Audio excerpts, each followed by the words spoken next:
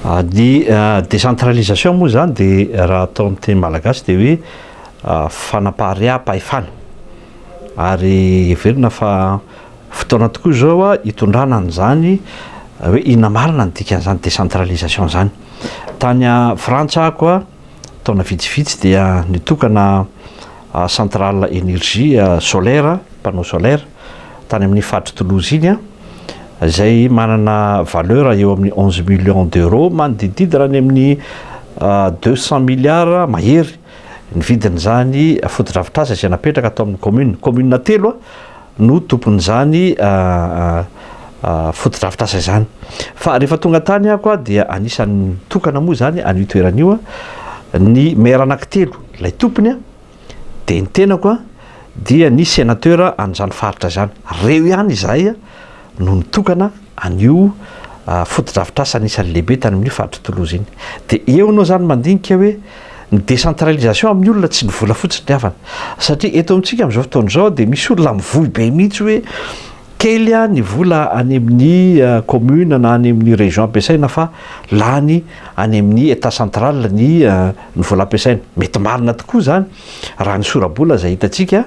any amin'ny loi de finances sy ny fampiasam-bola ireny vola zay alefa eny anivon'ny commune reny ary za moa be ny tanàna nandritra ny mandat roa matsapa tsara an'izany. Saingy izao tsy ny vola ihany no fototra iorenana antsoina hoe décentralisation fa raha nresako anareo teo raha nitokana izay a de ireo olona efatra na 5 ireo zany a izahay a no nitokana an'izany toerana zany. Inona ny tinambara tsy nisy teo a ny an'ny ministre ny énergie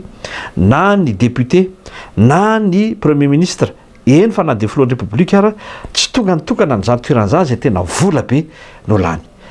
Mazava tsara fa ilay autorité na ireo manam-pahefana any amin'ilay toerana les communes de efa matsapa hoe fa décentralisena ireny activité hatramin'ny inauguration a de zareo ihany de mahavita an'izany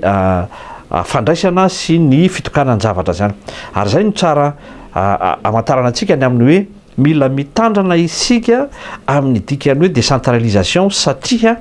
io a dia na io tena hampandroso tanteraka ny firenentsika na io a mety hampiembotra indray ny firenena satria mila fahavononana. Ny vonona ao anatin'izany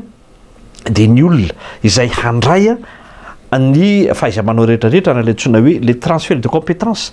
Misy de be ny olona no mila ho fanina betsaka ny fitaovana mila hay mampiasa azy akoatra ny vola resahantsika teo de izay ihany no mahatonga le hoe ny décentralisation tompoko mila fotoana kely izy io. Zany hoe akoatra ny fandefasana ny vola de mila olona tsika mankany mila teknôlôjia tsika alefa mankany ary le olona any amin'le toerana izay anaovana le décentralisation efa tena vonona ihany koa handray an'izany zavatra zany satria tadiny fa be dehibe ny zavatra ho ampiasaina any amin'ireny toeran'ireny ho raisina avy aty amin'ny état central na raisina eo amin'ilay région zay misy azy. Fa ny zavatra anankiray zay tena tsara fantatra ihany koa mikasika ny décentralisation de zao a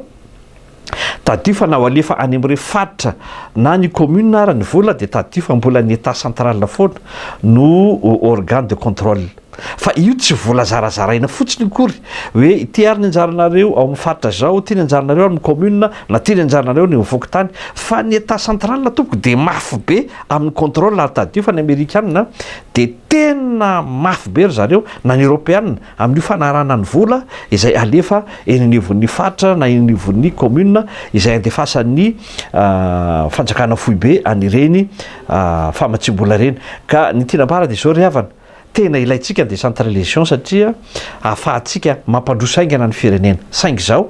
mila mitandrina antsika ao anaty décentralisation. Za moa zany toerana maromaro no hitako tany ampitan-dranomasina izay tena miaina ao anatina décentralisation. Azara teo moa efa filohan'ny OPCI izay décentralisé ny fahefana eo amin'ny commune maro samihafa. Raha tsy teny fotsiny ihany nandritra ny fotoana nabe ny tanàna tao de efa nampianatra ny décentralisation. Ohatra ny fampitoviana lenta ny fokotany rehetra atao amin'izany commune Rasora zany de nataoko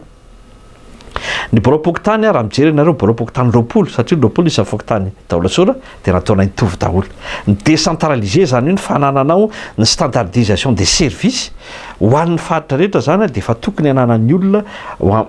andefa an'izany décentralisation zany. Faharoa reny tamin'ny fotoanandro dia nasiana telefôna daholo ny fokotany de reo lehibe na fokotany nomena bisikileta daholo zany hoe de fokotany any koa de nomenay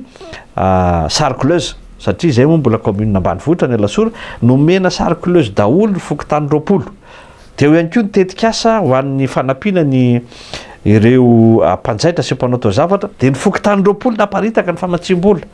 za zany tamin'izao fotoana zany de nieritreritra mihitsy hoe zay zavatra ataoko amin'ny fokotany anankiray de ny zako natao tany amin'ny fokotany anankiray na io asa na io ny fitantanam-bola ary matetika ny ireo lehibe ny fokotany de nampianarina foana ny amin'ny fitantanandrareo na ny vola eny anivon'ny fokotany misy azy zany ny antsoina décentralisation zany hoe